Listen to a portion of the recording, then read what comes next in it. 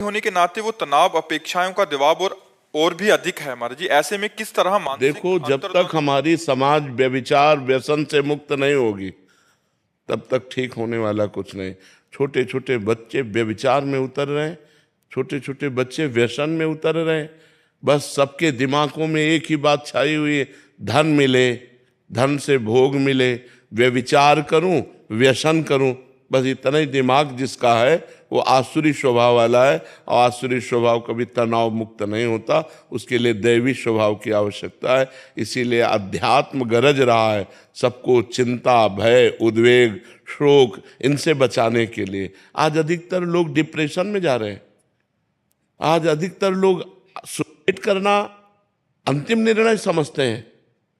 अपने गोली मार रहा है, रेल में कट रहा है, जहर खा रहा है, पंखे पे ही लग रहा है। ये क्या हो रहा है? राक्षसी वृत्तियां बढ़ रही। पर बस सबसे ज्यादा खतरनाक खेल है व्यभिचार, और उसकी पुष्टता के लिए व्यसन, और उसकी पुष्टता के लिए चोरी, हिंसा, जितने भी छल कपट किए जा सके। अगर व्यभिचार रोका जा सके तो सब रुक सकता है। अब तो बहुत गंदगी फैल रही। ये छोटे छोटे बच्चे, बच्चियां, गर्लफ्रेंड, बॉयफ्रेंड, व्यभिचार, व्यसन, तो ये समाज कैसे मुक्त हो सकता है? अब लोग गंदा भोजन पाते हैं, गंदे आचरण करते हैं, गंदा व्यसन करते हैं, तो उनका दिमागी स्तर तो गंदा ही होगा ना। और गंदा दिमागी स्तर निगेटिव ही सोचेगा, और निगेटिव सोच कहाँ सुख प्रदान कर सकती है? वो तो सुख की स्थिति में भी नकारात्मक सोच करके दुख निकाल लेगा। अगर पॉजिटिव सोच है तो दुख की स्थिति में भी वो सुखी रह सकता है। शरीर रोग ग्रसित है, खान पान की ठीक व्यवस्था नहीं, लेकिन भगवान का भरोसा है, नाम जप है, तो सुखी रह सकता है, वो प्रसन्न रह सकता है। तो आज हमारे समाज को अध्यात्म की आवश्यकता है, जिससे व्यभिचार मुक्त हो। अब जिसके पास पैसा बढ़ गया वो दो चीजों में ही अपने पैसे को नष्ट कर रहा है, व्यसन और व्यभिचार। बस वो जीवन का सुख यही समझ रहा है, और ये नहीं समझ रहा जीवन का अंत होने वाला है। एक एक श्वास हमारे जीवन से कम होती जा रही। पता नहीं कौन श्वास हमारे जीवन की अंतिम श्वास हो, कब शरीर छूट जाए इसका भरोसा क्या। और अगर शरीर छूट गया और मनुष्य जीवन का जो लाभ था, धर्म, भगवत भजन, परोपकार, वो सब नहीं कर पाए तो फिर फायदा क्या हुआ? इतने दुर्लभो मानुषो देहो, शास्त्रों में वर्णन आया है, बड़ा दुर्लभ है मनुष्य शरीर। ये किस लिए दुर्लभ है? परोपकार करके, धर्म से चलकर, सत्य से चलकर भगवान की प्राप्ति, समाज की सेवा। ये बात, समाज सेवा वो कर सकता है जिसको धन चाहिए, जिसको व्यसन चाहिए, व्यभिचार चाहिए, वो समाज सेवा कर सकता है। समाज सेवा वो कर सकता है कि मुझे भूखा रहना पड़े लेकिन मेरी समाज भूखी ना रहे, मैं कष्ट में रहूं लेकिन मेरी समाज कष्ट रहित हो जाए। वो होते हैं समाज सेवी। आज समाज सेवा के नाम पर बहुत सा डोनेशन लेते हैं और अपनी वासनाओं की पूर्ति करते हैं। समाज सेवा कहाँ हो रही है? कोई विरला ही समाज सेवी है।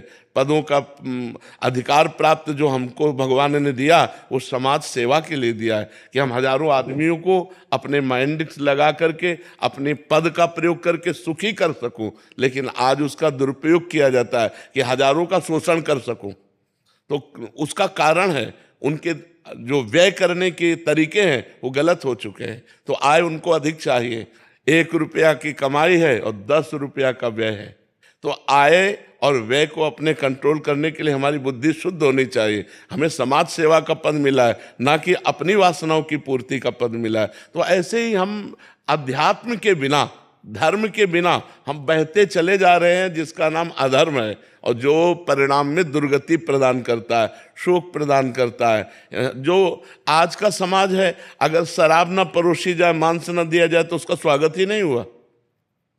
अगर राक्षसी भोजन न दिया जाए तो स्वागत ही नहीं माना जाता। तो ये आज का हमारा वीआईपी कल्चर बन गया है कि गंदा भोजन, अपवित्र प्रेय और गंदे आचरण, वो पार्टी मनाई जाती है। पहले गांव में जब कोई उत्सव मनाया जाता था और किसी को निमंत्रण दिया जाता था तो पैर धोए जाते थे, हाथ पैर धुला करके और पट्टी बिछा करके, गाय के गोबर से लिपी हुई जमीन, पत्तल दोना में सुंदर पवित्र भोजन। तो पवित्र भावबंद आवाज, जूता मोजा पहरे, चाहे हाथ कैसे भी गंदे हो और बनाया कैसा भी हो, बस राक्षसी प्रवृत्ति बढ़ती चली जा रही।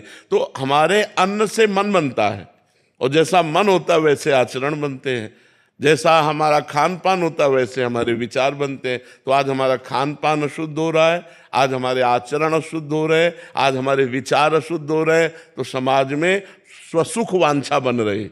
स्वसुख वांछा, मैं सुखी हो जाऊं बस, ऐसा समाज अच्छा नहीं होता। आज का जो समाज बन रहा है तो आचरण भ्रष्ट होते जा रहे। बिना अध्यात्म के समाज को सुधारना बड़ा कठिन है। भगवान का भय, धर्म का भय, शास्त्र की मर्यादा के अनुसार चलना, कानून का भय, तभी समाज सुधर सकता है। बड़ा निर्भय हो रहा है इस विषय में समाज। न कानून का भय, न भगवान का भय, न धर्म का भय, जो मन माने सो करो, ऐसा हो रहा है।